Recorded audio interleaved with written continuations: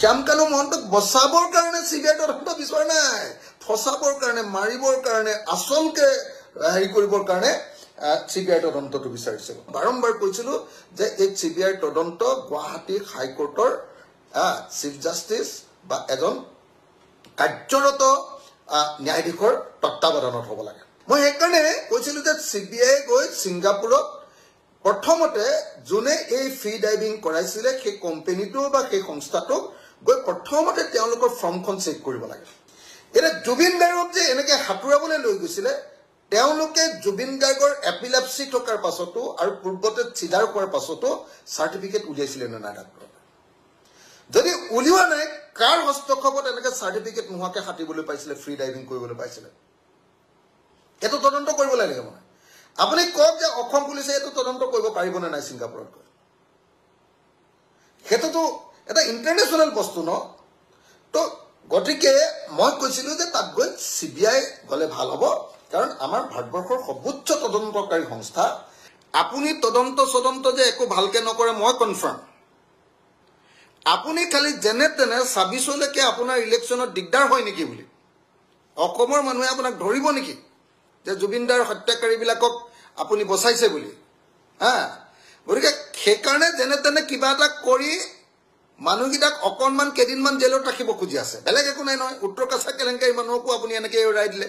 আপুনি APSC কেলেংকাৰী মানুহকো এৰুৱাই দিয়া নাই জানো?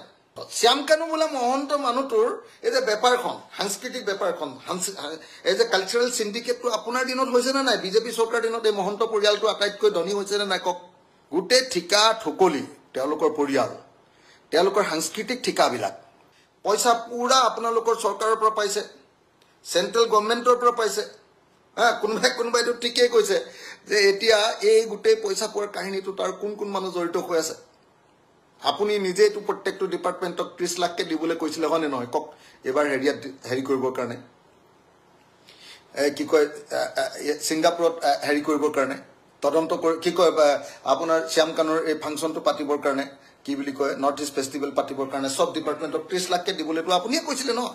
চিবিআই তদন্ত কৰাটো এইকাৰণেও প্ৰয়োজন আছিলে যে আপোনাৰ ৱাইফ, আমাৰ সন্মানীয় বৌ ৰিণিকী ভূঞা শৰ্মা ডাঙৰীয়ানী, তেখেতো এই নৰ্থ ইষ্ট ফেষ্টিভেলৰ লগত জড়িত আছিলে বুলি, ছিংগাপুৰৰ ফেষ্টিভেলখনৰ লগত জড়িত আছিলে বুলি আমি চাৰিওফালৰ পৰা শুনা পাই আছোঁ। আমি শুনা পাই আছোঁ মুখ্যমন্ত্ৰী ডাঙৰীয়া, আপোনাৰ পত্নী, আমাৰ সন্মানীয়া আমাৰ বৌ ৰিণিকী বৌয়ে বোলে শ্যামকানুৰ এই ফাংচনটোত বোলে মানে ছিংগাপুৰত বোলে তাত গৈ হেৰি কৰিছিলে হয়নে, আপোনাৰ ফেশ্বন শ্ব'টো, যিটো ফেশ্বন শ্ব' হৈছিলে সেই ফেশ্বন শ্ব'টোৰ প্ৰযোজক আছিলে ৰিণিকী বৌ ন, মই শুনামতে। এতিয়া মই সেইকাৰণে আপোনাক কৈছোঁ যে চাওক, যে আপোনাৰ ৱাইফে যদি সঁচাকৈ তাত সেই পাৰ্টটো, সেই ফেষ্টিভেলৰ পাৰ্ট আছিলে, তেতিয়াহ'লে আপোনাৰ CID-য়ে কি তদন্ত কৰিব কওক? সেইবিলাকতো লুকুৱাবই লাগিব হয়নে নহয় কওক? তাত ৱাইফে, আপোনাৰ ৱাইফে মানে আমাৰ মৰমৰ বৌয়ে, ৰিণিকী বৌয়ে যদি তাত প্ৰযোজনা কৰিছিলে, ফাইনেন্স কৰিছিলে, স্পনচৰ কৰিছিলে বা সেই অনুষ্ঠানটো পৰিচালনা কৰিছিলে, তাত ইনভেষ্ট কৰিছিলে, তেতিয়াহ'লে নিশ্চয় তেওঁ তদন্তৰ আওতাৰ ভিতৰলৈ আহিব লাগিব। এতিয়া এইবিলাক কথা লুকুৱাবৰ কাৰণেতো আপুনি চিবিআইলৈ যাব নোৱাৰে নহয় জানো? আৰু দেখিছিলোঁ যে একদম লগত যোৱা মানুহকেইটা একদম টোটেলি ইৰেছপনচিবল। জুবিন গাৰ্গক যেতিয়া কোনোবাই লগত লৈ গৈছে সাঁতুৰিবলৈ, তেতিয়াহ'লে জুবিন গাৰ্গৰ নিচিনা মানুহজনক চাৰিওফালে ছেফগাৰ্ড দিয়ে। যদি জুবিন দাই খুব বিচাৰিও যে নাই মই অকণ সাগৰত সাঁতুৰিম, চাৰিওফালে 4টা মানুহে ছেফগাৰ্ড দি তেওঁক একদম মাজতে ৰাখিব লাগিছিলে। আমি সকলোৱে ইমান ডাঙৰ সম্পদ এটা, ইমান ডাঙৰ মানুহ এজন, ইমান ডাঙৰ কাৰবাৰ এটা, মান লেবেজান হৈ পৰি গৈছে, তাৰপিছত আকৌ খোলা গাড়ী সাঁতুৰিবলৈ দিছে। সাগৰত কোন মানুহে খোলা গাড়ী সাঁতুৰে? কিন্তু এইটো দেশতে হত্যাকাণ্ড আৰু চিধা চিধি হত্যাকাণ্ড।